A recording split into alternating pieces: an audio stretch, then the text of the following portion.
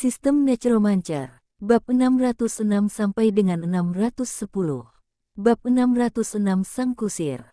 Sebuah buku dibagi menjadi 6 bagian. 6 Wuheng, masing-masing memegang satu salinan di tangan mereka, menemukan tempat untuk mulai membaca. Peningkatan atribut tidak hanya membuat pemahaman pengetahuan menjadi lebih mudah, tetapi juga sangat meningkatkan perhatian dan daya ingat. Hal semacam ini, yang disertai penjelasan dan anotasi serta memerlukan hafalan, tidaklah sulit sama sekali. Paksa dirimu untuk mengingatnya di kepalamu. Keenam orang itu memeriksanya dengan cepat dari berbagai posisi. Lalu, mulailah mengucapkannya. Seluruh ruangan dipenuhi dengan suara bacaan senyap. 3 hantu berkumpul bersama. Benny tampak terkejut. Kamu sedang mempersiapkan mantra. Ahli nujum sangat ahli dalam mantra. Glenda berkata, sepertinya kamu sedang belajar sesuatu. Xiao Xiao mendekat, melirik sampul buku yang telah dirobek dan diletakkan di samping, lalu berkata, Paman sedang belajar bahasa asing. Apa itu bahasa asing? Tanya Bernie. Itu bahasa negara lain. Aku hampir ingin mempelajarinya, jelas Xiao Xiao kepada kedua hantu itu. Setelah mendengar Xiao Xiao mengatakan ini, saya langsung mengerti. Itu adalah bahasa ras lain. Tetapi cara belajar ini sungguh istimewa. Dia sebenarnya menciptakan 6 klon dan memisahkannya untuk dipelajari secara terpisah. Pertama kali melihatmu. Kalau begitu, mari kita pelankan suara kita dan jangan mengganggunya, kata Glenda. 2 hantu lainnya mengangguk. Mereka berhenti mengobrol dan terbang kembali ke posisi masing-masing. Glenda terus merevisi naskah, sementara Xiao Xiao mengendalikan tablet dan membawa Benny ke tempat yang sedikit lebih jauh untuk melanjutkan menonton kartun. Saat langit mulai gelap, keenam orang itu selesai membaca halaman buku itu satu demi satu. Seseorang bertanya, bagaimana? Wuheng yang lain menjawab, hati-hati saja. Hafalkan saja. Itu tidak bisa dibandingkan dengan buku ajaib. Wuheng yang lain berkata, mari kita bicara dengan orang asing itu saat kita punya waktu. Tidak masalah kalau kita punya penerjemah. Yang penting aku bisa mengerti gambarnya. Ada satu lagi. Setelah membacanya, kamu akan punya pemahaman dasar tentangnya. Mari kita hilangkan dulu efek benda ajaibnya. Masih ada efek sampingnya. Keenam orang itu mengangguk, tubuh mereka berkelebat, dan mereka menjadi satu orang lagi.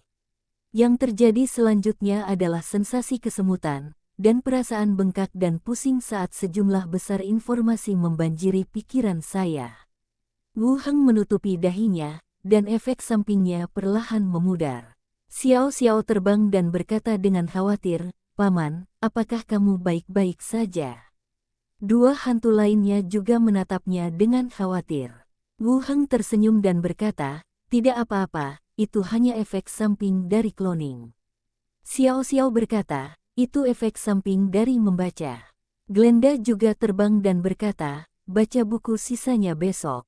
Kalau kamu tidak menjaga dirimu sendiri sekarang, bagaimana kamu bisa menjaga begitu banyak perempuan di masa depan? Kamu mengemudi lagi, kata Wuheng. Glenda tersenyum, melirik Xiao Xiao, dan tidak mengatakan apapun. Ekspresinya seolah berkata, jika Xiao Xiao tidak ada di sini, aku akan membiarkan mobil melaju liar. Setelah mendengar ini, Xiao Xiao berkata dengan sangat serius, ya, Paman, kamu harus menjaga dirimu sendiri. Kami semua mengandalkanmu. Baiklah, dengarkan Xiao Xiao, kita tidak akan belajar hari ini. Wuheng berdiri dan menggelengkan lehernya. Hehe, Xiao Xiao tertawa dan terbang setengah lingkaran di udara. Wuheng mengumpulkan kertas-kertas yang berserakan dan berjalan menuju pintu. Kalau begitu aku akan kembali dan beristirahat. Selamat malam, selamat malam, selamat tinggal, Paman. Kembali ke kamar tidur. Setelah mencuci muka, Wuheng pergi tidur untuk beristirahat. Berbaring di tempat tidur, menatap langit-langit. Terakhir kali saya membantu Xiao Xiao menerjemahkan buku keterampilan. Kali ini saya membantunya dengan buku pelajaran.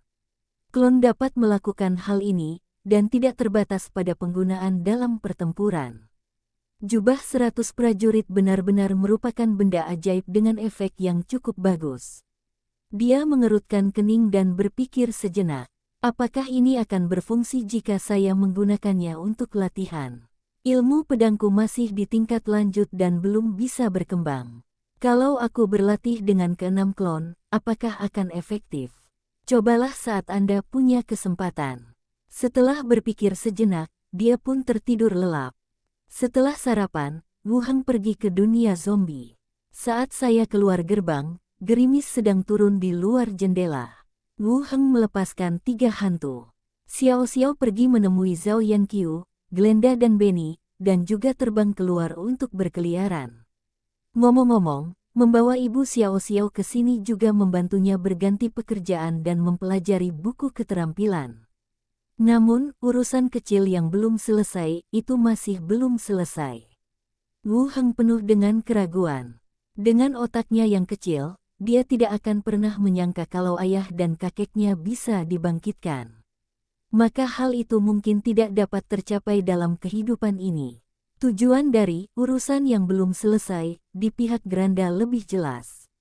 Dia ingin menemukan suaminya dan bertanya mengapa dia membunuhnya. Gagasan Wu Heng adalah jika orang tersebut benar-benar meninggal, dia akan menginterogasi tubuhnya dan mencari tahu alasan di balik kematiannya. Masalah utamanya adalah saya tidak dapat menemukan siapapun. Harapan terakhir adalah Benny. Kultus takdir yang membunuhnya telah dihancurkan, dan hantu uskup telah dikumpulkan ke dalam pot jiwa iblis.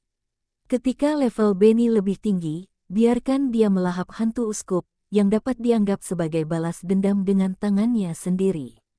Jangan terlalu banyak, nanti akan menyelesaikan urusan yang belum selesai. Sedangkan untuk keterampilan yang rendah, dapat ditingkatkan melalui ritual di kemudian hari. Saya memikirkannya sejenak, buka pintu dan turun ke bawah. Begitu saya sampai di lantai pertama, saya melihat pintu ruang konferensi terbuka dan beberapa orang keluar. Seperti rapat yang baru saja berakhir. Pemimpin, kepala gelombang, semua orang membungkuk dan saling menyapa. Baiklah, lanjutkan saja pekerjaanmu. Aku tidak ada urusan. Wu Heng mengangguk dan tersenyum. Yang lainnya pergi dengan payung dan melanjutkan urusan mereka sendiri, sementara Wu Heng berjalan ke ruang rapat. Qi Hancai adalah satu-satunya yang tersisa di ruangan itu. Baru selesai rapat, Wu Heng masuk. Qi Hancai tersenyum dan berkata, mari kita hitung rencana masa depan agar berbagai pabrik dapat bekerja sama. Jangan fokuskan seluruh energimu pada pekerjaan, pastikan juga untuk beristirahat, kata Wu Heng lembut. Ya, aku tahu. Wu Heng kemudian bertanya, apakah orang-orang Rusia itu telah beradaptasi dengan tempat ini? Sepertinya tidak ada masalah. Tapi saat ini tidak ada cara untuk memisahkan mereka. Ketika mereka sampai di kelompok lain, tidak ada cara untuk berkomunikasi sama sekali. Kita hanya bisa menugaskan beberapa tugas melalui Kadyrov, kata Qi Hancai tanpa daya. Ide awalnya adalah untuk menempatkan mereka berdasarkan jurusan mereka. Sekarang tampaknya orang-orang ini benar-benar tidak dapat dipisahkan. Liu Mingyu adalah satu-satunya orang di pangkalan yang dapat berbicara bahasa Rusia, dan dia tidak dapat berlari bolak-balik untuk menerjemahkan. Tidak apa-apa untuk mengaturnya bersama terlebih dahulu, kata Wu Heng.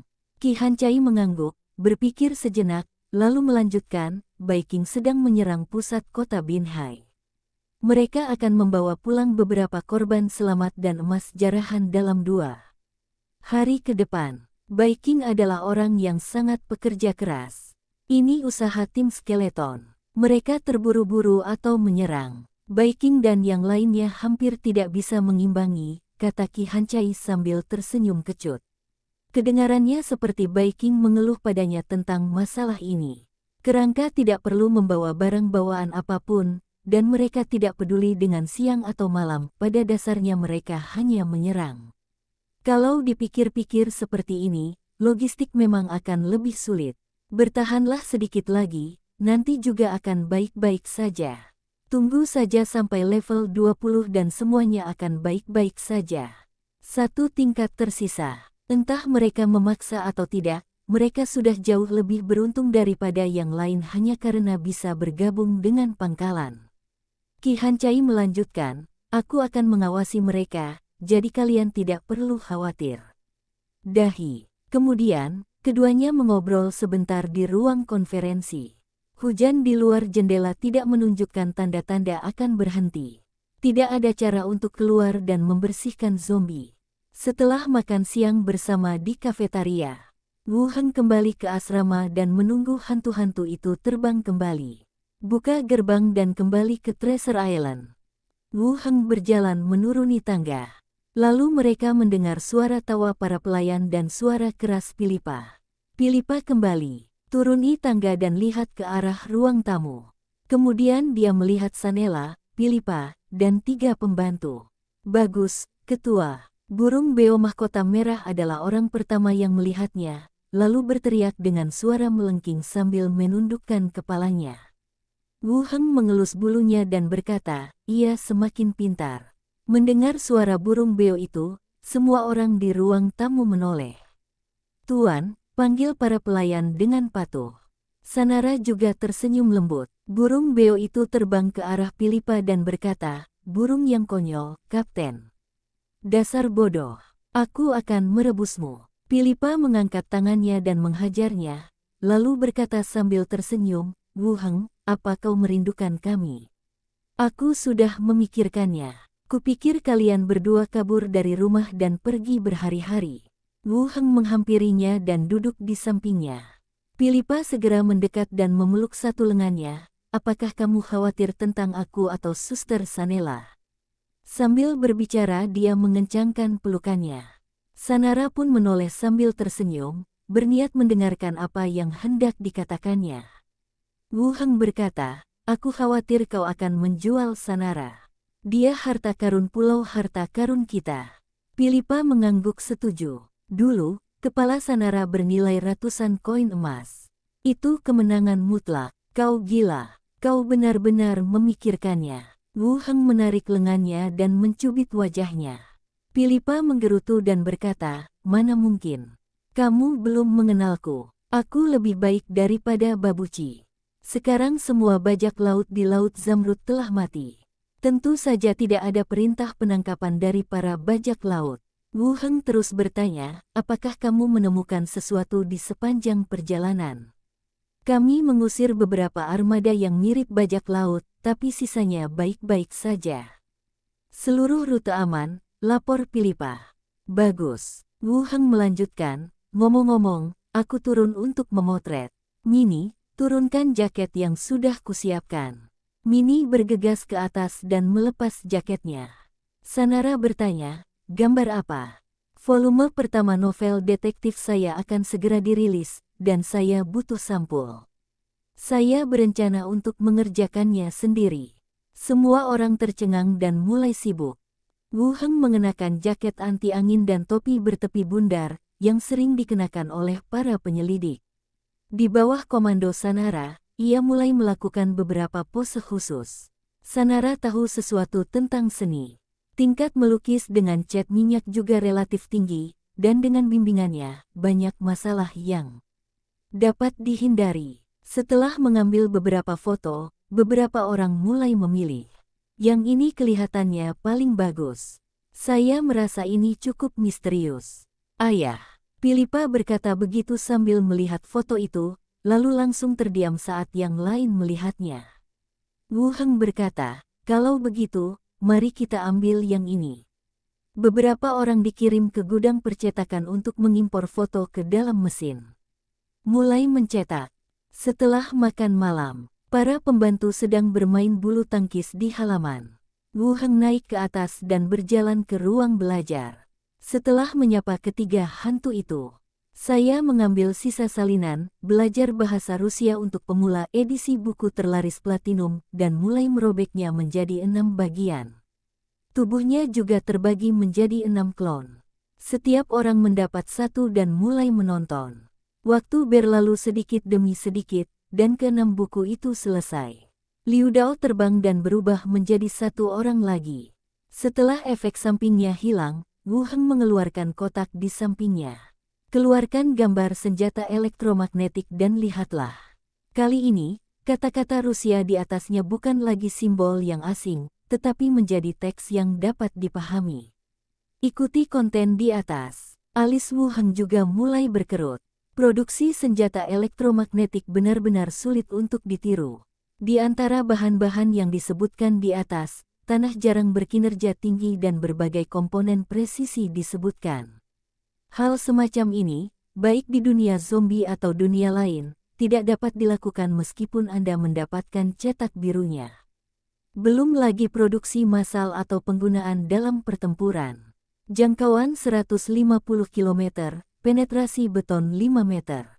Mengingat skala kota di dunia lain, seseorang dapat membombardir istana dari luar kota. Tetapi hal semacam itu belum dapat terwujud saat ini. Itu hanya dapat muncul dalam gambar. Aku sudah sibuk berhari-hari namun sia-sia. Setelah melihat cetak birunya, hari sudah mulai malam. Wu Heng mengembalikan gambar itu. Aku menyapa hantu itu dan turun ke kamar tidur. Wu Heng mendorong pintu hingga terbuka dan berjalan menuju kamar tidur. Lalu aku melihat Sanara mengenakan gaun tidur putih, duduk di depan meja rias dengan rambutnya berdiri. Wajah yang cantik dan dewasa, leher yang adil dan ramping, dan tulang selangka yang halus. Sanela melirik ke arah pintu melalui cermin perak. Kamu belajar sangat keras sekarang, mengurung diri di ruang kerja begitu lama. Wu Heng menyingkirkan mantelnya dan berkata, kamu telah membantuku memenangkan gelar pemilik pulau dengan susah payah, jadi tentu saja aku harus bekerja lebih keras. Kamu memenuhi syarat untuk posisi ini. Asosiasi ini tidak bodoh.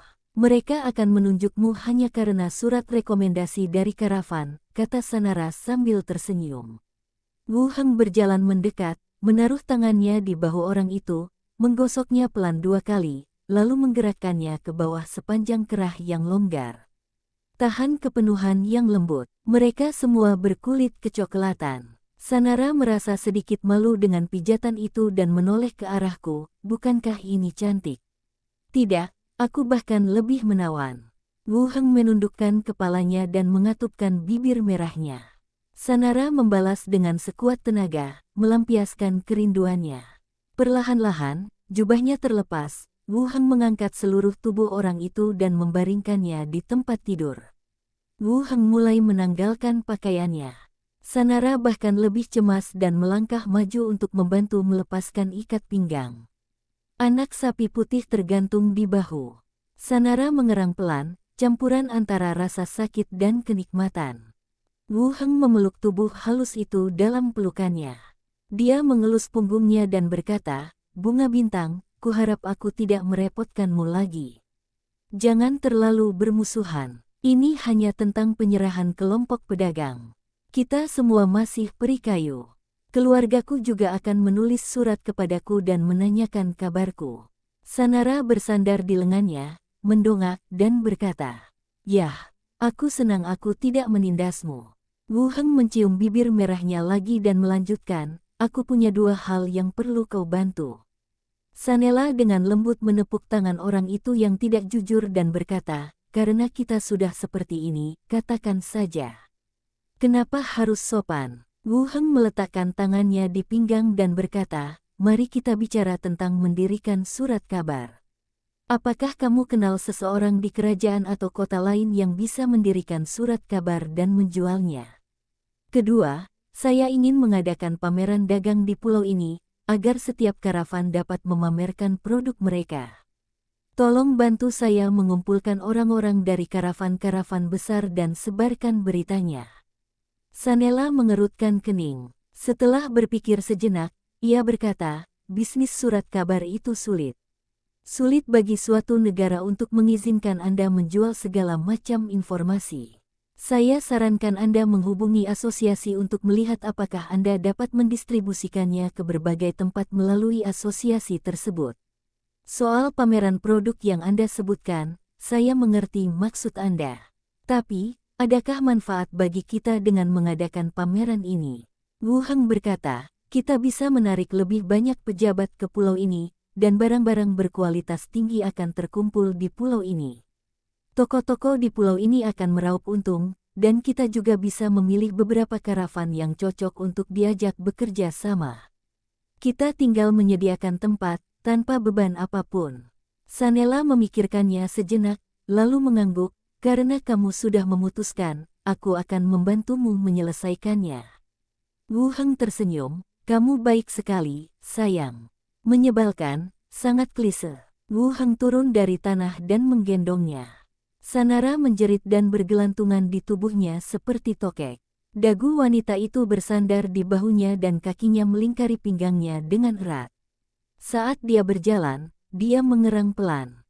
Dia berjalan mendekati jendela sebelum menurunkannya. Sanara berkata dengan aneh, apa yang kau lakukan? Bagaimana kalau ada yang mendengar kita? Kalau begitu, biarkan mereka muncul bersama-sama. Kamu sangat buruk. Keesokan harinya, pagi-pagi sekali, si pengantar koran bergegas ke berbagai persimpangan. Sambil memegang koran tinggi-tinggi, ia berteriak, edisi 7, berita terbaru. Diakon Yimilu menantang Tuan Luan di markas, tetapi ia menolak dengan pengecut. Tuan Pulau Wuheng diundang untuk bergabung dengan perkumpulan Hongwen. Pembunuh dalam kisah detektif besar itu telah terungkap. Teriakan penjual koran kembali menggema di seluruh pulau. Ketika mendengar bahwa itu adalah edisi baru koran tersebut, massa langsung mengerumuni penjual koran tersebut. Siapa Luan? Mengapa Diakon Yimiro menantang gurunya? Pangeran dari kerajaan Keltik, orang yang menantang penguasa pulau terakhir kali dan dikalahkan. Jadi, sang guru dipukuli oleh Diakon Yimiro lagi. Sial, pembunuhnya muncul di episode ini. Sialan, berhenti berdesak-desakan. Jangan berdesak-desakan di sini kalau nggak mau beli apa-apa. Kedai layar emas, Saban mondar-mandir, memainkan peran yang berbeda-beda.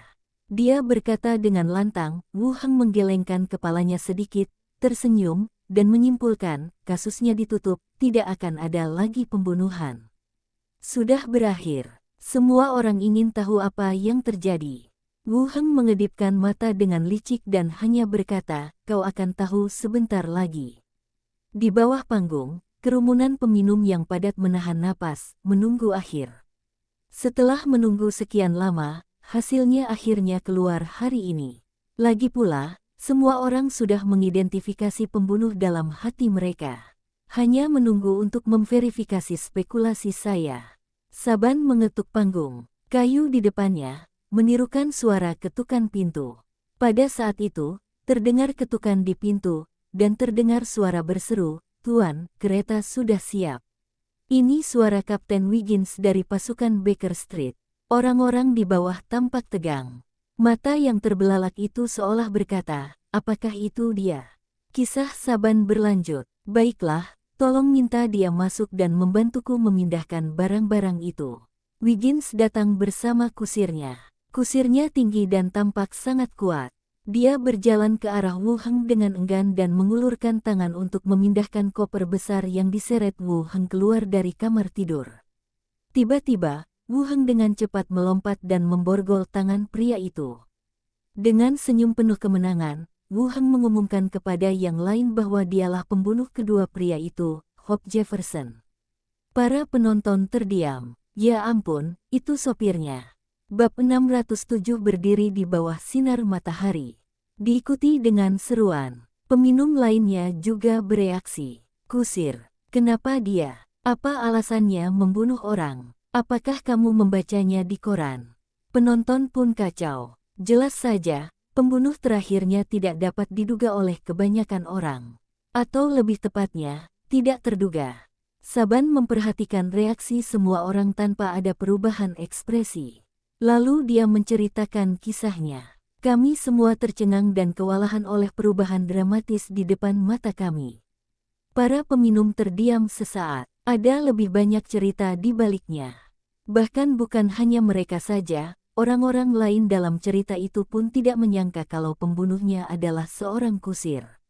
Pada saat itu, sang kusir memanfaatkan kesempatan untuk melarikan diri dari Wu Heng, bergegas ke jendela, menghancurkan kaca dengan satu pukulan, dan bersiap melompat keluar jendela untuk melarikan diri. Beruntungnya, Kami bereaksi cepat dan bergegas menangkapnya. Pengemudinya sangat galak dan mulai melawan. Baru setelah ia benar-benar memahami situasinya, ia mengurungkan niat untuk melarikan diri dan bersandar ke dinding untuk mengatur napas. Aku tak pernah menyangka akan terjebak di sini. Mungkin kau ingin tahu kenapa aku membunuh kedua penjahat itu. Sebelum kami sempat berkata apa-apa, kusir itu mulai bercerita. Ekspresi para peminum tiba-tiba menjadi serius. Para peminum menjadi serius lagi. Saya ingin mendengar alasan pihak lain untuk menjelaskan akhir seperti itu. Kedai Nautilus. 20 tahun yang lalu, Holbo adalah seorang pemuda tampan, cerdas, dan cakap. Ia dan beberapa temannya sedang mencari tambang perak di lembah tersebut. Pada suatu hari yang hangat di bulan Juni, dia bertemu dengan Lucy yang cantik, tertarik dengan pesonanya, dan mengejarnya dengan penuh gairah. Lucy juga mengagumi bakatnya dan setuju untuk mengejarnya. Lucy dan ayah angkatnya, John, pernah diselamatkan oleh sekelompok penganut agama tersebut, dan hidup di bawah kendali sekte tersebut sejak saat itu. Doktrin sekte tersebut menetapkan bahwa putri-putri anggotanya harus menikah dengan anggota sekte yang sama. Lucy adalah gadis tercantik di daerah ini. Dia telah dikagumi banyak pria sejak lama. Dua pria paling berkuasa adalah Enoch Dreber dan Joseph Stangerson, putra dari dua pemimpin gereja. Para peminum mengerutkan kening. Baik si pembunuh maupun yang meninggal muncul. Tampaknya tidak akan ada lagi kejutan dalam ceritanya. Sisa ceritanya bahkan lebih sederhana. Ayah Lucy dibunuh oleh anggota sekte tersebut. Lucy dibawa kembali dan dipaksa menikah dengan Dreber. Ia meninggal karena kelelahan dan depresi dalam waktu kurang dari sebulan. Kali ini, Holbo menemukan pekerjaan sebagai pengemudi kereta di kota dan menemukan kesempatan untuk membunuh mereka dengan tangannya sendiri. Kisah Holbo sudah berakhir, dan hidupnya akan segera berakhir. Penderitaan jangka panjang membuatnya menderita penyakit yang tak tersembuhkan. Darah di tempat kematian Zuibo adalah akibat kegembiraan Holbo yang berlebihan saat menemukan musuhnya. Tentu saja, kata-kata berdarah yang ditulisnya juga diimprovisasi dengan darahnya sendiri. Setelah menyelesaikan rencana balas dendamnya, Holbo tak lagi khawatir. Ia meninggal dengan senyum di wajahnya sehari setelah ditangkap. Ceritanya berakhir, dan sang penyair membungkuk dan berjalan menuruni panggung kayu. Namun, para peminum di bawah masih belum bisa pulih dari cerita tersebut. Akhirnya ternyata seperti ini. Pembunuh yang dicari-cari oleh komplotan itu adalah sang kusir. Namun, akhir setelah kasus ini terungkap tidak memuaskan seperti yang diharapkan. Korban awalnya adalah pembunuh yang sebenarnya, dan orang yang mereka selidiki hanya ingin membalas dendam atas kekasihnya. Kisah ini punya daya tahan yang serius. Sialan, aku merasa seperti kaki tangan. Pemilik pulau seharusnya tidak menangani kasus ini. Kalau dia tidak tertangkap, dia tidak akan hidup lama. Dia sakit. Para peminum mulai berbicara. Lokasi konter. Philippa berdiri, berjalan ke papan kayu di sampingnya, dan mengetuk keras. Lihat baik-baik, pembunuhnya adalah kusirnya. Kalau tebakanmu benar, datanglah padaku untuk melunasi tagihannya. Pub itu terus berada dalam kekacauan. Sial, siapapun yang bisa menebak kusirnya, menurutku dia kejam. Tak lama kemudian, kabar bahwa pembunuhnya adalah kusir menyebar dari pulau itu bagai ombak. Masalah ini menjadi perbincangan di mana-mana dan menjadi topik terhangat di pulau itu. Bagaimana mungkin kusirnya? Dia hanya muncul beberapa kali, jadi itu pasti bukan dia. Saya punya koran sebelumnya. Saya sudah memeriksanya lagi, dan memang ada petunjuknya. Kau tidak mendengar ingatan kusir itu. Dia punya kekasih yang dibunuh oleh almarhum. Lalu siapa korbannya? Saya tidak bisa mengatakannya. Daerah pusat. Antrean panjang terbentuk di luar balai kota. Wartawan menyebarkan berita bahwa buku detektif dapat dibeli di balai kota. Jika ada yang ingin membeli koleksi tersebut, mereka dapat pergi ke balai kota untuk membelinya. Tak lama kemudian, banyak orang berkumpul di sini. Kalau saja tidak ada tim asosiasi dan kerangka yang menjaga tempat kejadian, tempat itu pasti akan kacau balau. Pada saat itu, sesosok tubuh keluar dari kerumunan. Ia berlari ke arah sosok berjubah di kejauhan, dan ketika semakin dekat, ia mengangkat koran itu dan berkata, "Putri, aku yang mengambilnya." Ini ditandatangani oleh pemilik pulau sebelumnya. Sosok berjubah itu menyelipkan rambut pirangnya di balik tudungnya dan berkata dengan nada agak mengomel, "Ada apa denganmu? Sudah kubilang jangan panggil aku begitu di luar." "Maaf, Nona, saya lupa. Terlalu banyak orang di sana, dan ada yang menyentuh pantat saya," kata pelayan kecil itu dengan nada kesal. Sang putri menyimpan buku itu dan berkata dengan lembut, "Lain kali kau pergi keluar, pakailah jubah. Kita tidak boleh menarik perhatian orang lain." Keduanya berjalan keluar bersama. Pelayan itu melanjutkan dengan suara rendah, "Nyonya, apakah orang yang Anda cari ada di pulau ini?" "Entahlah," desah sang putri, lalu melanjutkan, "Waktu aku melihatnya, dia ada di luar pulau harta karun. Aku ragu dia ada di pulau ini. Mungkinkah pemilik pulau itu? Dia sangat misterius dan berkuasa. Aku tidak tahu. Pemilik pulau itu sungguh luar biasa. Koran bahkan mengatakan dia bergabung dengan masyarakat Hongwen." Ya, keduanya mengobrol dan perlahan meninggalkan area pusat yang ramai. Asosiasi, studi Diaken. Kedua saudari itu duduk bersama sambil membaca koran di tangan mereka. "Sialan, itu kusirnya. Uang sakuku," teriak si Yali dengan marah. Si Lagui memutar matanya ke arahnya dan berkata, "Jangan berteriak, kalau ada yang mendengarmu, mereka akan mengira ada yang salah." Si Yali meraih lengannya dan mengguncangnya kuat-kuat.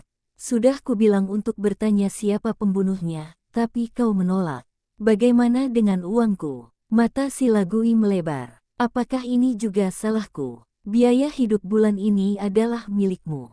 Si Yali memeluknya. "Aku tidak tahan denganmu," kata si Lagui tanpa daya, lalu menambahkan, "Aku boleh keluar, tapi kamu tidak boleh ikut serta dalam hal semacam ini lagi.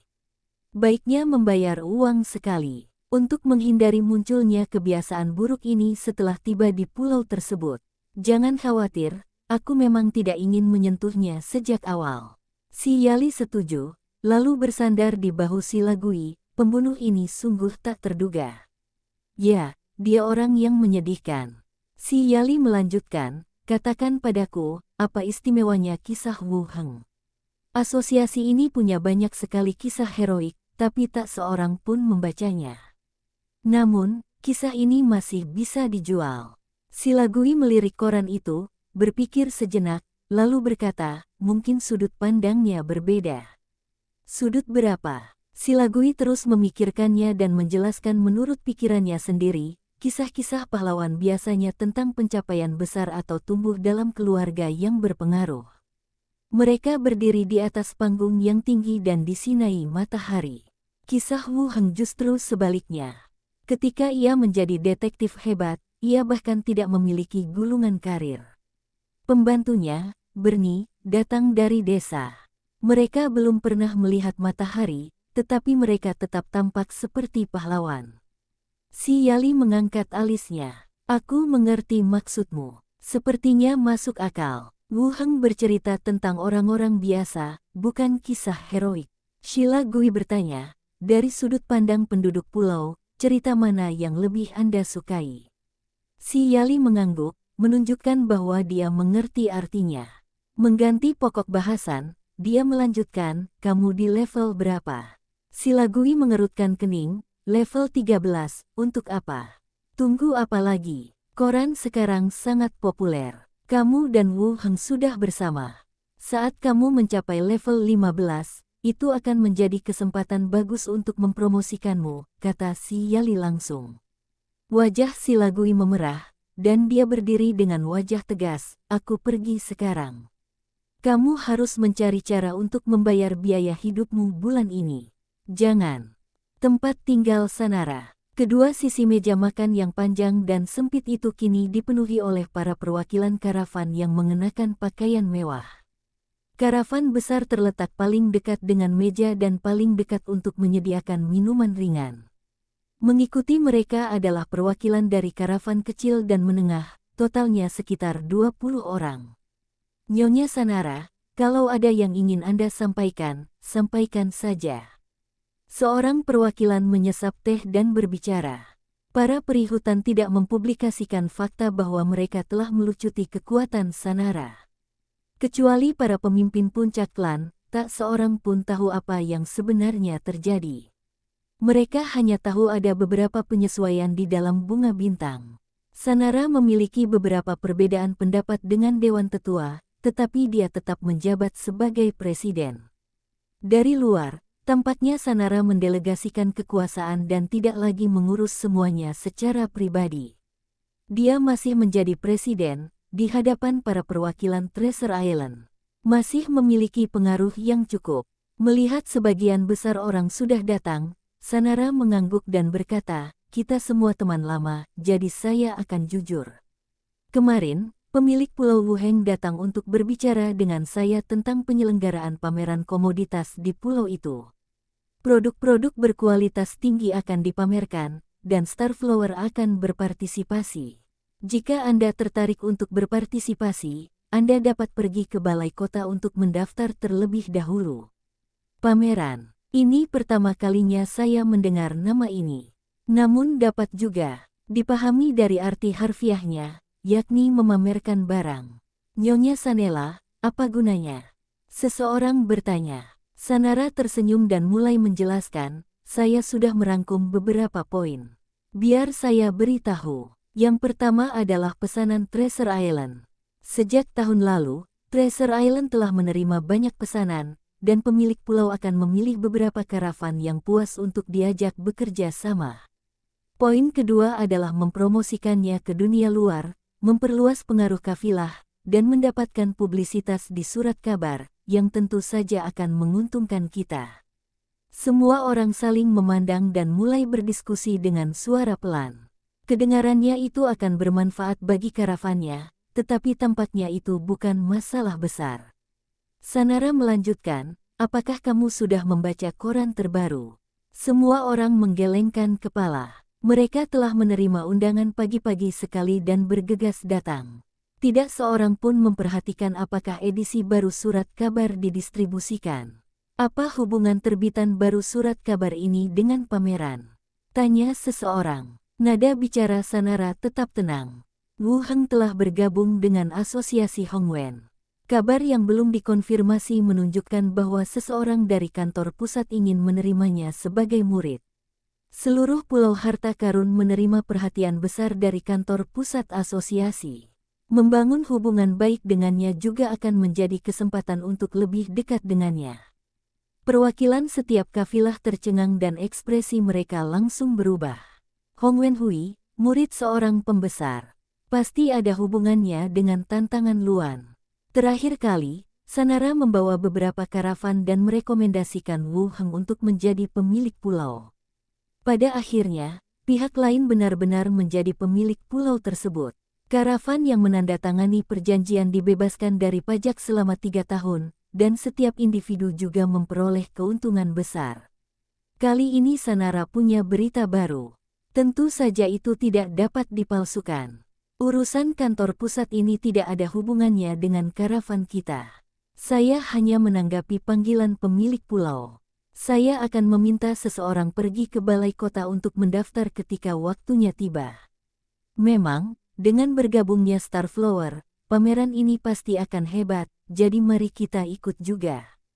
Kami akan pergi dan mendaftar juga." Rumah besar pemilik pulau. Wu Heng meregangkan tubuh dan menyimpan cetak biru senjata elektromagnetik di depannya. "Suatu pagi, saya telah membaca sebagian konten dan memiliki pemahaman tertentu tentang catatan di atas.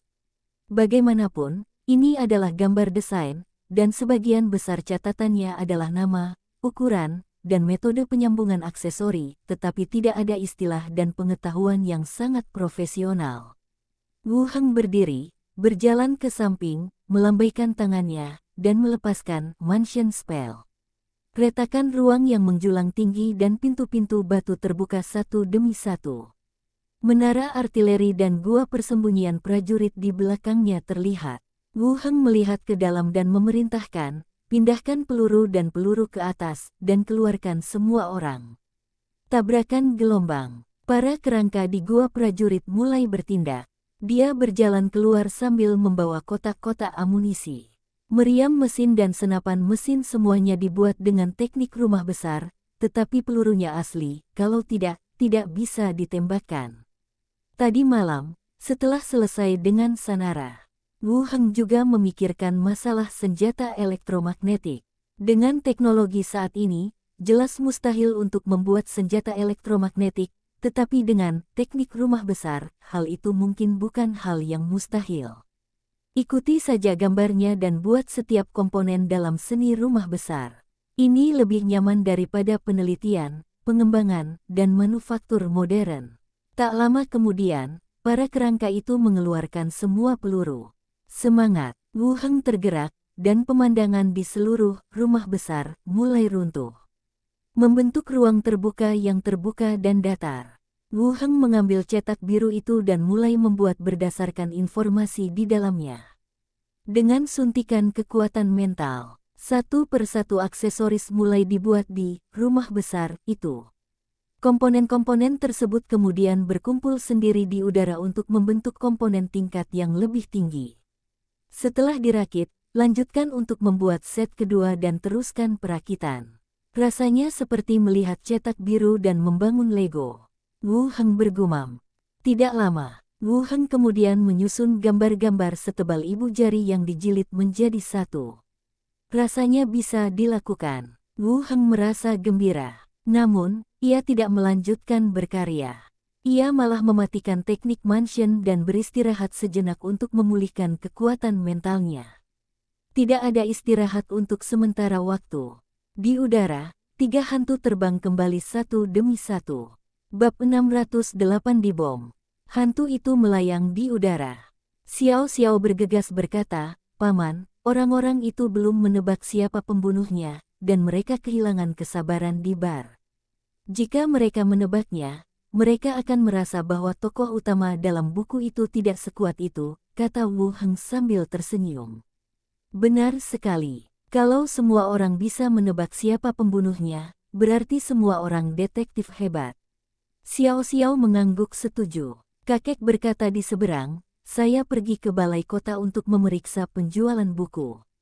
Antrean sudah panjang. Dilihat dari popularitasnya, buku-buku ini akan terjual habis dalam 3 hari setelah dicetak. Saya akan menambah jumlah cetakannya. Kalau lebih banyak yang terjual, itu akan bagus untuk kita," kata Wu Heng, lalu bertanya, "Apa rencanamu untuk sisa ceritanya?" Glenda langsung berkata, "Lanjutkan serialisasi cerita sesuai dengan koran. Setelah cerita selesai untuk 1 edisi, jilid menjadi buku dan jual untuk menciptakan perbedaan waktu." "Baiklah, mari kita atur waktunya sesuai dengan yang kamu katakan." Wu Heng mengangguk setuju. "Kalau begitu, aku akan naik ke atas dan melanjutkan merevisi naskahnya," kata Glenda.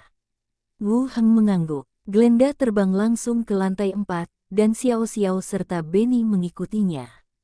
Kemudian, Wu Heng membuka panel dan melihat reputasinya. Meskipun ada banyak antusiasme untuk mengungkap si pembunuh, ketenarannya tidak meningkat banyak. Itu juga berarti reputasi pulau itu tidak lagi dibesar-besarkan seperti pada awalnya. Sekarang mari kita lihat efek dari buku pertama. Saat surat kabar diterbitkan, karavan digunakan untuk mengangkut dan menjualnya. Kini setelah dijilid menjadi buku, hal ini seharusnya berpengaruh. Tergantung pada seberapa efektif buku tersebut. Wu Heng duduk di paviliun batu untuk beristirahat sejenak, lalu berdiri lagi dan membuka teknik rumah mewah. Mulailah merakit aksesori pistol elektromagnetik sesuai dengan gambar. Di balik gerbang batu besar itu, semua aksesoris dibuat satu persatu dan dirangkai seperti Lego. Tidak terasa membosankan sama sekali. Sore, Envier kembali dari luar dan Sanara juga datang untuk makan. Duduk bersama di meja makan dan mengobrol. Envier berkata, Tuan, buku-buku di balai kota terjual dengan sangat cepat. Seseorang dari sebuah karavan telah menandatangani perjanjian pemesanan dengan balai kota, dan mereka telah memesan 50.000 eksemplar. Penjualan buku bagus, seperti yang disebutkan Granda sebelumnya. Namun tampaknya karavan juga mulai memesan. Harga buku-buku detektif hebat itu tidak mahal. Selain itu, sampul buku penuh warna modern disegel dan dikompresi di bagian samping, bukan dijilid dengan benang pintal. Di dunia ini, buku tersebut dianggap sebagai buku bersampul tebal. Tidak mengherankan jika penjualannya bagus. Wu Heng mengangguk. Itu kabar baik. Saya akan meminta mesin cetak meningkatkan produksi dan menyelesaikan pesanan ini secepat mungkin. Setelah selesai bercerita tentang balai kota, Sanara mengambil serbet dan menyeka mulutnya dengan lembut. Ia berkata, kami sudah memberitahu perwakilan karavan tentang pameran dagang ini. Mereka semua menyatakan kesediaan untuk berpartisipasi dan akan mengirimkan aplikasi mereka ke balai kota. Weyer, tolong atur seseorang untuk menjemput orang-orang ini dan mencatat produk yang akan dipamerkan. Wu Heng menatap Underweiler. Baik, guru. Envier mengangguk lagi. Wu Heng berpikir sejenak dan melanjutkan, Weyer, minta desainer kurcaci itu datang besok dan menemani Sanara memilih tempat untuk pameran. Sanara menoleh dengan mata terbelalak, sedikit terkejut.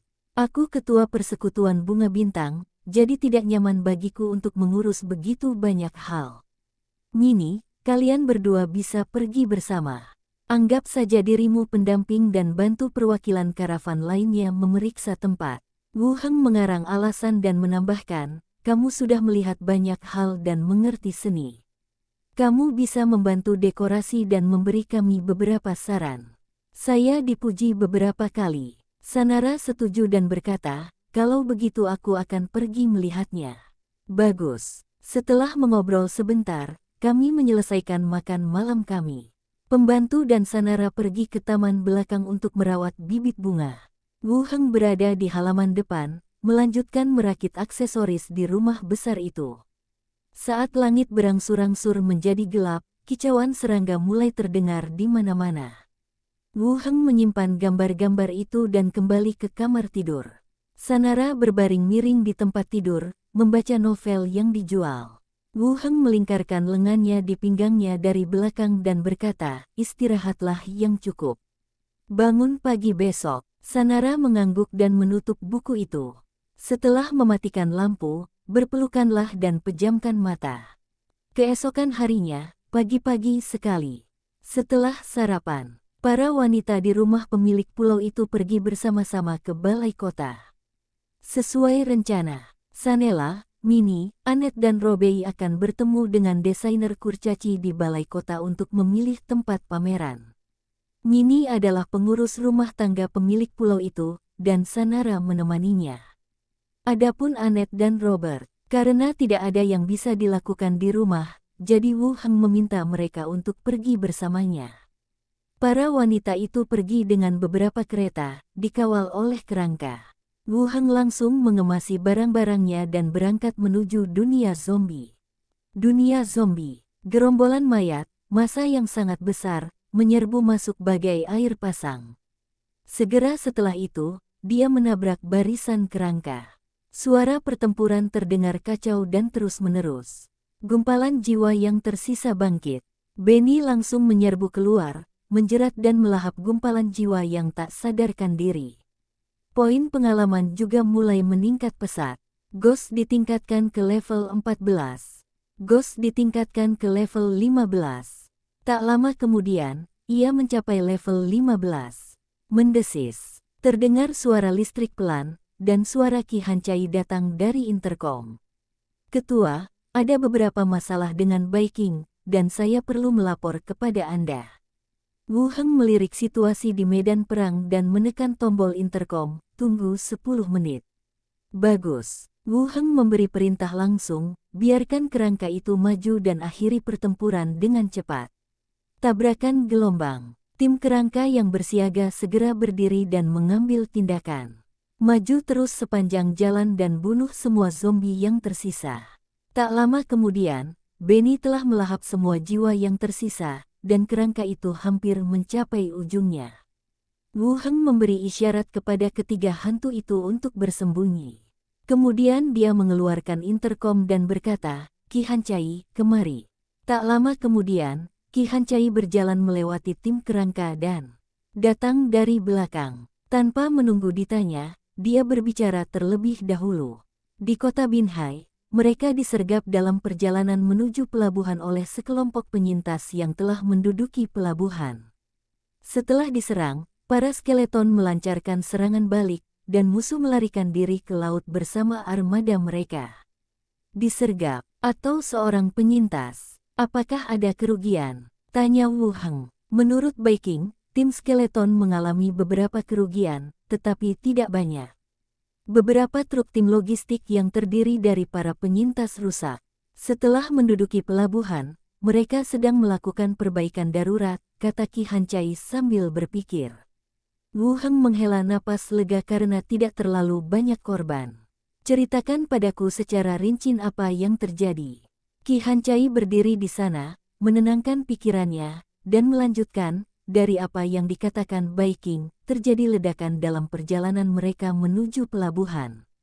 Targetnya kemungkinan besar akan meledakkan konvoi, tetapi ledakan itu meleset sedikit dari target dan meledak sebelum konvoi mendekat. Kemudian, korban selamat ditemukan, dan tim skeleton melancarkan serangan balik. Musuh dievakuasi dengan perahu di pelabuhan. Bab 609 orang jahat mengeluh duluan. Wu Heng memilah informasi tentang Qi Hancai dalam pikirannya. Pangkalan penyintas di pelabuhan ini tahu bahwa pasukan skeleton akan melewati sini, jadi mereka mengubur bom terlebih dahulu dan menunggu konvoi tiba untuk meledakkannya.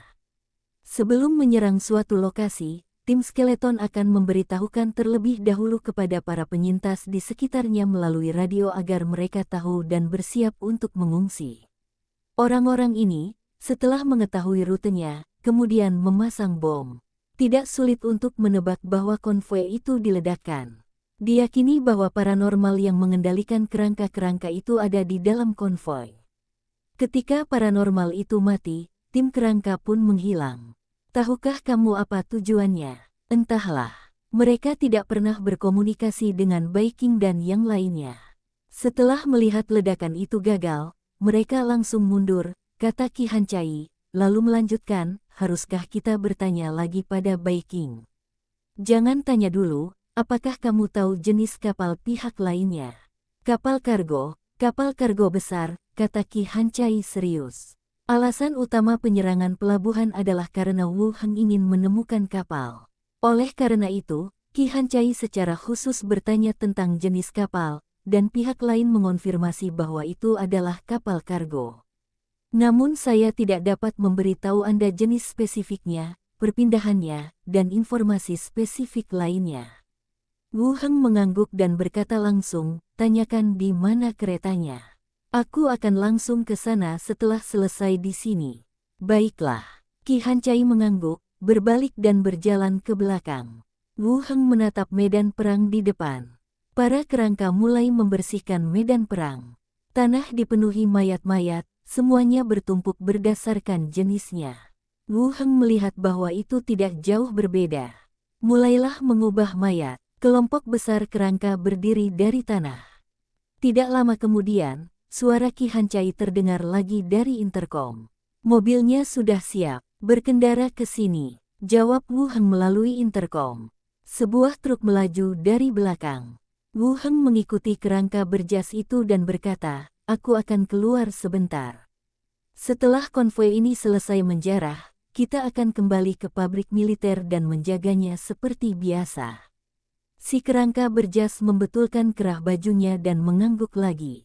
Wu Heng membuka pintu mobil Qi Hancai dan duduk di kursi penumpang. Kau mau ikut juga? Semuanya sudah diatur di pabrik, jadi tidak akan ada masalah. Aku akan ikut denganmu dan membantu apapun yang merepotkanmu, kata Qi Hancai. Baiklah, ayo kita ke stasiun dulu, Wu Heng setuju. Zombie di seluruh kota dekat pabrik militer hampir telah dibasmi. Tidak masalah jika Qi Hancai pergi selama 1 atau 2 hari. Truknya mulai menyala. Dia keluar dari tim kerangka dan menuju ke stasiun kereta. Ada sedikit benturan pada kereta, dan pada monitor di meja di sebelahnya, orang dapat melihat keadaan sekitar yang gelap di luar jendela. Ki Hancai menggelar alas tidur di tanah dan sesekali melirik lelaki di sebelahnya. Hanya ingin mengatakan, saya siap. Suara Baiking datang dari radio yang dibawanya. Saudari Ki, apakah kamu di sana? Ki Hancai bangkit dari tanah dan mengambil mikrofon. Saya di sini, Anda bisa bicara. Dengarkan saluran stasiun utama. Orang-orang itu yang pertama mengeluh. Suara Baiking sedikit marah. Baiklah, saya akan menyetel dan mendengarkannya, kata Ki Hancai, lalu menyetel pita frekuensi ke stasiun utama. Tepat saat aku lewat, aku mendengar suara seorang wanita yang terdengar sedih namun benar. Sudah dipastikan bahwa orang-orang itu adalah kerangka dari kota Xinfu. Mereka menduduki markas kami dan kami tidak berani mendekat. Kami berharap tim penyelamat CCTV akan mengembalikan mereka ke pangkalan kami dan menjaga prinsip para penyintas untuk saling membantu dan mengatasi kesulitan bersama. Kata orang-orang dari pangkalan lain. Stasiun radio pusat juga mulai menanggapi. Kami telah mencatat pertanyaan Anda dan akan menghubungi kota Xinfu untuk mengoordinasikan masalah ini. Oke, terima kasih banyak. Pangkalan kami berkembang dengan baik, tapi saya tidak menyangka hal seperti ini akan terjadi. Nada bicara pihak lain menjadi semakin menyedihkan dan tidak rela. Kantor pusat telah membalas. Pada pita frekuensi yang sama, orang-orang dari pangkalan lain juga mulai berbicara. Bukankah kota Xinfu sedang menyelamatkan orang? Banyak korban selamat telah diselamatkan. Mengapa mereka menyerangmu? Memang ada rumor tentang upaya penyelamatan, tetapi sulit untuk mengatakan apa yang sebenarnya terjadi. Seseorang pernah mengatakan sebelumnya bahwa mereka diselamatkan oleh kota Xinfu. Sepertinya itu benar. Sulit untuk mengatakan apakah ini akan berubah.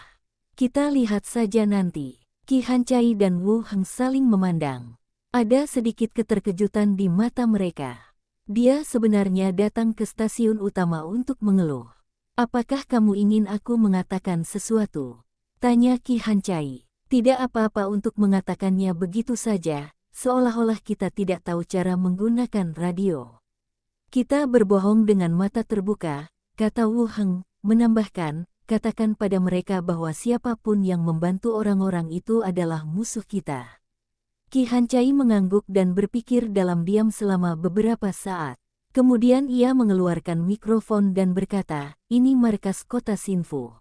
Tim penyelamat kami diserang bom yang ditanam saat menyelamatkan orang-orang di kota Binhai. Sasarannya adalah para penyintas dan persediaan kami. Kami tidak akan menoleransi perampokan semacam ini. Siapapun yang memberi mereka bantuan akan dianggap musuh. Sial, benar-benar berubah. Kejam sekali. Mereka langsung menanam bom, tanpa memberi kesempatan bagi pihak lain untuk selamat. Sudah kubilang, markas besar pergi ke kota Xinfu untuk bertukar pasokan. Bagaimana mungkin mereka menargetkanmu? Itu masuk akal. Dalam diskusi yang kacau, suara yang baru saja mengeluh tiba-tiba terdiam. Tidak ada tanggapan dari stasiun utama. Menunggu beberapa saat, stasiun radio pusat mulai menyiarkan beberapa slogan promosi lagi. Ki Hancai menyesuaikan kembali pita frekuensi. Dia juga tidak membalas pesan Baiking. Mari kita bicarakan hal itu saat kita sampai di sana besok, kata Wu Heng. Oke. Ki Hancai merapikan tempat tidur lagi dan berkata sambil tersenyum, waktunya istirahat. Wu Heng melepas mantelnya dan menggantungnya di samping. Sambil mengenakan sweter, dia masuk ke dalam selimut. Ki Hancai juga mengikuti dan bersandar lembut di pelukan pria itu. Dia tertidur dengan mata setengah tertutup. Daibreak, pelabuhan Binhai. Sejumlah besar kerangka memenuhi pelabuhan. Sekilas, pelabuhan itu dipenuhi kerangka-kerangka putih yang berdesakan. Wu Heng berdiri di tepi pantai, merasakan semilir angin laut. Baiking menceritakan kisahnya, dan pada dasarnya sama dengan apa yang dikatakan Ki Hancai. Mereka menaruh bom di jalan dan diserang oleh kerangka-kerangka. Orang-orang begitu ketakutan hingga mereka berenang ke laut. Kerangka bersayap raksasa di tim ingin terbang dan membunuh orang-orang itu. Aku takut kapal tidak akan bisa kembali saat itu, dan mereka masih berkeliaran di kejauhan, jadi aku berdiskusi dengan Kapten Kerangka dan menunggumu datang. Kerangka bersayap raksasa merujuk pada kerangka vampir dalam tim. Kapten Skeleton adalah vampir level 18 nomor 1 yang memimpin tim. Pada level 18, dan mampu terbang, Anda pasti bisa pergi ke pulau dan membunuh orang-orang itu. Aku mengerti. Kau pergilah dan lihat apa isi kontainer-kontainer itu. Aku akan mengurusnya. Qi Hancai, ikutlah dengan kami dan hitung barang-barang penting itu, kata Wu Heng. Oke. Qi Hancai membawa Bai Qing pergi. Wu Heng melepaskan ketiga hantu itu. Bukankah ini pulau harta karun? Glenda melihat sekeliling. Xiao Xiao dan Benny juga melihatnya dengan rasa ingin tahu. Akan tetapi, bila Anda melihat sejumlah besar kerangka yang berdesakan rapat, Anda dapat yakin bahwa ini adalah dunia zombie. Wu Heng menunjuk titik-titik hitam kecil di permukaan laut di kejauhan dan berkata, ada musuh kita di dalam kapal-kapal itu. Glenda, bantu aku memeriksa apa yang terjadi. Jangan bertindak dulu. Bagaimana dengan kami? Tanya Xiao Xiao sambil mengangkat tangannya. Xiao Xiao, lihatlah sekeliling untuk melihat apakah ada fasilitas khusus atau kapal lain. Bagus. Ketiga hantu itu mengangguk setuju, dan Glenda terbang menuju kapal yang jauh. Xiao Xiao dan Benny mulai mencari di pelabuhan. Tidak lama, Glenda terbang kembali dari laut dan memasuki tubuh itu. Berbagi video investigasi. Di dalam kabin kapal kargo, ada dua pria paruh baya duduk di sana. Salah satunya agak botak dan sedang mengoperasikan konsol.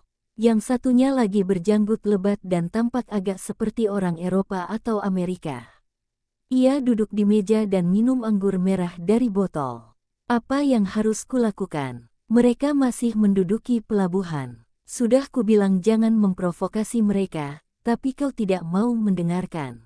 Pria berjanggut itu, yang sedang minum anggur merah, mencibir, sial. Apa gunanya bicara begitu sekarang? Tulang-tulang yang patah itu bahkan kelihatannya tidak bisa berenang. Kita punya banyak makanan, jadi kenapa kita harus takut pada mereka? Bab 610 bahkan jika kamu bisa terbang, kamu tidak bisa mengambil begitu banyak. Kerangka-kerangka itu tidak bisa berenang, dan kita tidak bisa mencapai pantai. Apakah kita akan hanyut di laut selamanya? Kata pria yang mengendalikan perahu dengan marah. Brengsek, lihat keberanianmu. Pria berjanggut itu meneguk anggurnya lagi. Pria yang mengoperasikan kapal itu melanjutkan, kalau Anda, saya akan menjelaskannya kepada mereka melalui radio. Paling buruk, kita bisa mengganti kerugian mereka. Saya dengar kota Xinfu punya reputasi yang cukup baik. Pria berjanggut itu mengumpat, kau sudah gila. Mereka telah menguasai pelabuhan, dan semuanya milik mereka. Bagaimana kau akan memberi mereka kompensasi? Jadi, menurutmu apa yang harus kita lakukan? Pria berjanggut itu meliriknya dan berkata, teruslah berlayar. Kalau mereka tidak pergi, aku sudah menemukan tempat yang bagus untuk berlabuh. Sambil berbicara, dia menepuk radio di meja di sampingnya. Pria yang mengemudikan perahu itu meliriknya. Dia mendesah pelan, namun tidak berkata apa-apa lagi. Glenda terus menunggu di udara untuk beberapa saat. Melihat keduanya tidak meneruskan pembicaraan, dia turun melalui lantai dan memasuki kabin di bawah. Di kabin dekat dek, ada beberapa pria kuat. Jumlah orangnya ada 7, 3 orang bersenjata pistol, dan sisanya membawa pisau dan kapak di samping mereka. Duduk bersama, mereka juga berbicara tentang penyergapan yang gagal dan kerangka yang menduduki pelabuhan. Dilihat dari isi pembicaraannya, hal ini telah dipersiapkan sebelumnya, tetapi bahan peledaknya tidak diukur dengan benar. Waktu peledakannya pun tidak dihitung. Glenda mendengarkan beberapa kata dan terus terbang masuk. Di ruangan berikutnya, ada 4 wanita, berdesakan dalam satu ruangan, tanpa ada komunikasi di antara mereka. Ada 4 sudut, satu untuk masing-masing dari mereka, berkumpul di sana. Granda terus menembus tembok dan turun ke beberapa ruangan dan kabin mekanik, di mana terdapat pula beberapa orang yang bertanggung jawab atas pengoperasian peralatan mekanik. Melihat hal ini, visi bersama Granda pun menghilang. Wu Heng melepaskannya lagi. Glenda melayang lewat, dan hal pertama yang ditanyakannya adalah, mengapa kapalmu terbuat dari besi? Dahi. Wu Heng tercengang. Di Pulau Harta Karun, semua kapal terbuat dari kayu, dan beberapa kapal perang diperkuat dengan lembaran besi di beberapa bagian. Namun struktur utamanya masih terbuat dari kayu. Perbedaannya terletak pada lunas yang digunakan. Kendaraan kita semua terbuat dari besi. Kalian sudah melihat mobil, kendaraan lapis baja, dan pesawat di angkasa. Seharusnya kita juga bisa punya kapal besi, kata Wu Heng. Glenda melirik kapal kargo di permukaan laut lagi dan berkata perlahan, "Aku bisa menerimanya. Kamu akan terbiasa. Jika semua ini ditempatkan di Pulau Harta Karun, mungkin akan menimbulkan sensasi yang lebih besar," kata Granda dengan yakin. Wu Heng mengangkat alisnya dan berkata, "Aku berencana untuk membawa kapal ini bersamaku, mengubahnya menjadi kapal perang, dan berpatroli di rute tersebut." Itu ide bagus, Glenda setuju. Apakah hanya ada satu kapal di sana? Wu Heng mengalihkan topik kembali ke kapal. Hanya ini. Glenda menatapnya dan melanjutkan, hanya ada 20 orang di dalamnya. Tidak berbahaya untukmu. Tergantung bagaimana kau akan menghadapinya. Kecuali jika ada senjata api yang kuat. Jika tidak, dunia ini pada dasarnya tidak menimbulkan ancaman bagi Wu Heng. Beberapa orang di perahu itu bersenjata pistol, tetapi kekuatan mereka terbatas, jadi jika Anda berhati-hati, Anda tidak akan menjadi masalah. Bunuh saja dia. Kalau dia tetap di sini, cepat atau lambat sesuatu yang buruk akan terjadi, kata Wu Heng langsung. Kakek berkata, ada banyak makanan dan persediaan yang menumpuk di kabin di bawah. Sepertinya mereka sudah bersiap untuk evakuasi jika terjadi kegagalan. Mungkin bukan untuk melawan kita. Mereka lebih mungkin mencegah gerombolan zombie atau bahaya tak terduga, seperti halnya pangkalan yang mempersiapkan konvoi evakuasi terlebih dahulu, Wu Heng mengungkapkan pikirannya. Glenda berpikir sejenak dan berkata, kamu benar, kemungkinan ini lebih tinggi.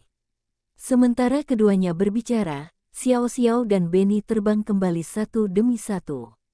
Xiao Xiao berkata dengan gembira, Paman, ada beberapa kontainer di sana, masing-masing berisi banyak barang. Aku melihat beberapa di antaranya, rasanya seperti membuka kotak buta. Benny menambahkan, ada banyak barang. Mereka pasti bergantung pada barang-barang ini untuk bertahan hidup. Tempat ini dapat berkembang menjadi ini. Barang-barang yang terdampar jelas memainkan peranan besar. Kalau tidak, orang-orang ini tidak akan bertahan begitu lama. Wu Heng mengangguk untuk menunjukkan bahwa dia mengerti. Kemudian dia memerintahkan kerangka berkepala besar di sampingnya, pindahkan kerangka vampir ke sini, lalu gerakkan dua kerangka naga terbang. Perintah telah diberikan. Suara siulan yang menembus udara terdengar. Lebih dari selusin kerangka klan darah dengan sayap daging besar dan dua kerangka naga terbang mendarat di ruang terbuka di depannya. Kaxiu, ikuti aku. Dan keranmu, tetap di sini dulu. Sambil berkata demikian, ia duduk di atas kerangka naga terbang. Kaxiu juga duduk di satu lagi. Ke kapal kargo. Naga kerangka itu terbang ke angkasa, diikuti oleh sejumlah besar kerangka vampir, terbang maju bersama-sama. Kapal kargo, di dalam ruang kemudi. 2 botol anggur diminum. Pria berjanggut itu juga tampak sedikit mabuk. Dia masih bertanya-tanya, kenapa kita tidak meledakkan mereka saja? Tidak akan terlalu merepotkan, sekelompok monster sialan. Saya sudah mencatat utang ini. Kalau sempat, saya akan meminta mereka membayar saya kembali beserta bunganya. Persetan, pria di pucuk pimpinan mendengarkan celoteh itu dan bertanya, apa maksudmu dengan kita sudah menemukan tempatnya? Nanti kau tahu. Hanya karena markas besar tidak berani memprovokasi kota Xinfu, bukan berarti tempat lain tidak berani melakukannya. Pria berjanggut itu mencibir. Ada cukup makanan di kapal untuk bertahan beberapa saat. Selama kerangka itu tidak berhasil lolos, tidak ada yang perlu dikhawatirkan. Lebih baik kau katakan, ledakan gelombang. Saat dia berbicara, serangkaian suara dentuman benda jatuh terdengar. Keduanya memandang keluar, dan ekspresi ngeri langsung muncul di wajah mereka.